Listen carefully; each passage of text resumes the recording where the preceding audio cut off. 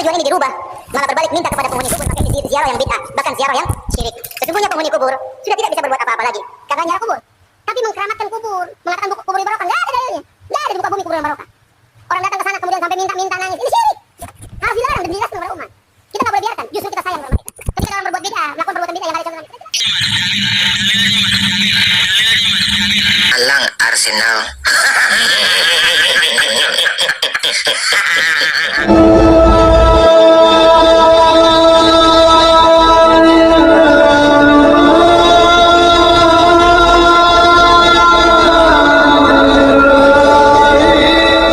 Assalamualaikum warahmatullahi wabarakatuh. Bismillahirrahmanirrahim.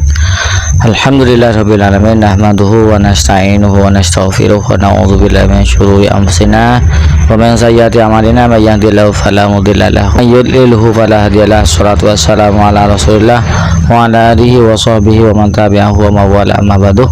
Sahabat Cahayati yang dirahmati Allah, di kesempatan kali ini kita jumpa lagi di channel kami. Mudah-mudahan kita senantiasa menebarkan lindungan dan rahmat dari Allah, mendapatkan taufik dan hidayahnya, dimudahkan segala urusannya, dilancarkan rezekinya dan dikabulkan hajatnya. Amin ya rabbal alamin. Tak lupa kami ucapkan terima kasih yang sebesar-besarnya kepada Bapak Ibu pemirsa sahabat yang telah mendukung dan men-subscribe channel kami. Jazakumullah asal jaza. Dan bagi pemirsa yang baru menemukan channel kami, baru bergabung, jangan lupa ditekan tombol subscribe-nya, nyalakan tanda loncengnya, klik tanda jempolnya, share ke tab sosial media Anda, dan tinggalkan komentar di bawah video ini. Ziarah kubur oleh orang-orang Wahabi ini dikatakan syirik, ya, dikatakan meminta-minta kepada orang yang mati, kemudian dianggap menyembah kuburan. Berikut ini videonya. Tujuan ini dirubah, malah berbalik minta kepada penghuni kubur maka ini ziarah yang bid'ah, bahkan ziarah yang syirik. Sesungguhnya penghuni kubur sudah tidak bisa berbuat apa-apa lagi karena ziarah kubur. Tapi mengkeramatkan kubur, mengatakan kubur yang barokah, nggak ada dalilnya.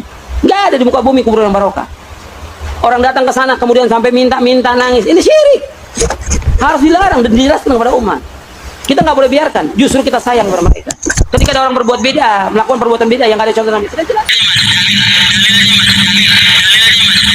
Alang Arsenal.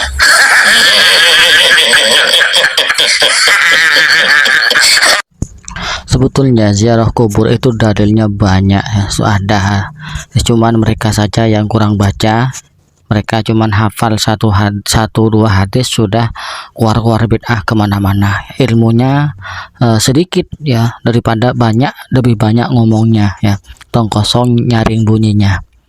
Baiklah, mari kita simak penjelasan tentang ziarah kubur ini dari Ustadz Nuruddin.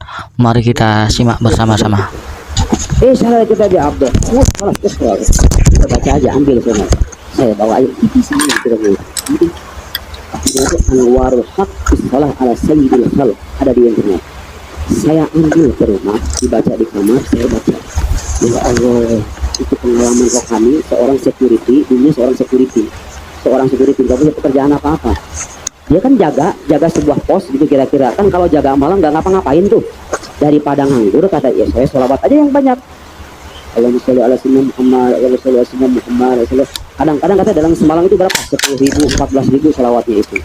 Ya Allah, ya Karim. Itu dia kisahkan, itu kisahnya. Tahu yang dia alami apa ketika baca sholawat? Bukannya musyrik. Yang ada semakin dekat dengan Tuhannya. Tahu nggak apa yang dialami oleh orang itu?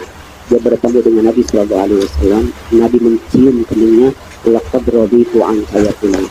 Itu sudah ridho kepada wahai Tuhan. Allah berikan ilham kepada orang ini menulis kitab sholawat, padahal dia nggak pernah belajar di fakultas bahasa Arab dimanapun. Nah, menulis kitab tentang sholawat para nabi, di bahan sholawatnya. Suatu ketika dikasih ke profesor fakultas bahasa Arab, kitabnya beliau ini dikasih ke profesor bahasa Arab, mereka terkaget-kaget. Bahasa dengan sehingga sedahsyat ini. Ya, dari ilham dari Tuhannya, dengan terus memberikan dari kepada Nabi, dapatkan ilham dari Tuhannya di segitu. Di kemudian hari saudara orangnya jadi apa? Jadi wali besar. Punya yayasan, punya jasanya luar biasa. Jadi orang alim beneran. Jadi orang alim itu dia security itu. Coba lihat Nabi Muhammad itu kalau sudah dekati orang yang paling hina sekalipun bisa jadi mulia. Jadi security nggak hina ya. Security nggak hina. Saya ingin mengatakan bahwa profesi yang kadang dianggap sepele sama sebagian orang itu, kalau Anda dekat dengan Nabi Anda mulia.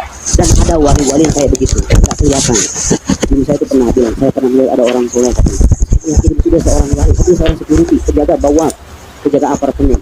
Tahu bagaimana mengetahui seorang wali itu? Dia punya kecintaan mendalam kepada nabinya, kecintaan mendalam kepada Allahnya, kepada Tuhannya. Dan itu yang mengetahui wali itu hanya wali juga, ya kan? Ada vibes tertentu gitu yang dirasakan. Orang kayak kita mah nggak bakal bisa. Lihat saudara, saya setelah baca buku itu penasaran, pengen tahu gitu loh, pengalaman spiritual apa yang akan saya dapat kalau saya selalu kayak begitu. Saya amalin.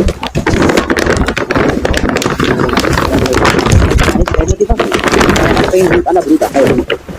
Kalau apa yang saya rasakan, pengalaman saya spiritual saya, kalau disiplin, kalau pergi kuliah 1 jam di bis kan, berapa kali 2 jam lumayan.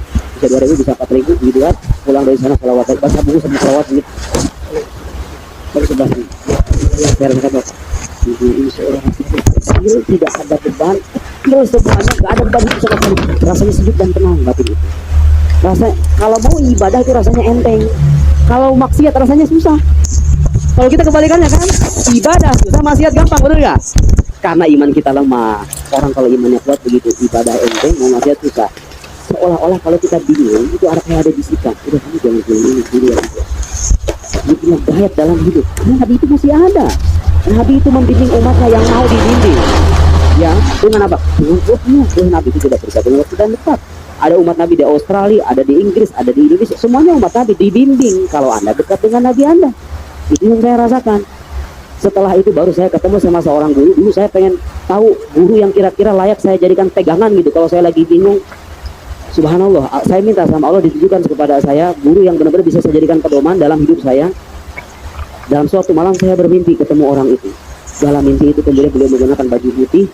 Kemudian beliau membacakan seolah sebuah kitab. Saya duduk di hadapan beliau membacakan kitab itu.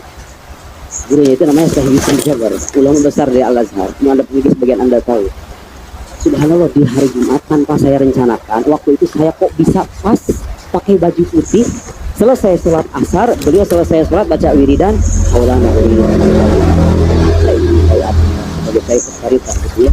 Saya kata beliau itu, ada kitabul aurat. Dikasih buku wiridan tarekat beliau itu. Ini katanya amalin ini. Wallahi fi haqqul asrar. Di dalam kitab ini ada sekian banyak rahasia-rahasia. Kamu amalin aja. Seperti ini saya dapat gara-gara saya banyak berdoa sama Nabi. Hidup saya terbuka. Hati saya tenang, sejuk melihat masalah itu semuanya kecil sekecil-kecilnya. Gak ada kayak gak meaningless dunia itu kayaknya. Bisa digambarkan kalau perasaan itu kan. Nah, makanya saya berwasiat kepada Anda yang kebingungan dan merasa hatinya gelisah, kecewa berlebih kepada Anda, banyak membaca sholawat, nanti dia hasilnya. Gak usah omongin ke saya, rasain aja. Orang yang mendengar orang yang dekat dengan Nabi pasti akan dekat dengan Allah. Sekali kita Allah tanpa melalui Muhammad Shallallahu Alaihi Wasallam. Quran mengajarkan begitu. Jadi sebagai perantara kita, ingat menjadikan Nabi sebagai perantara tidak musyrik, karena kita tidak mempertuhan Nabi Muhammad.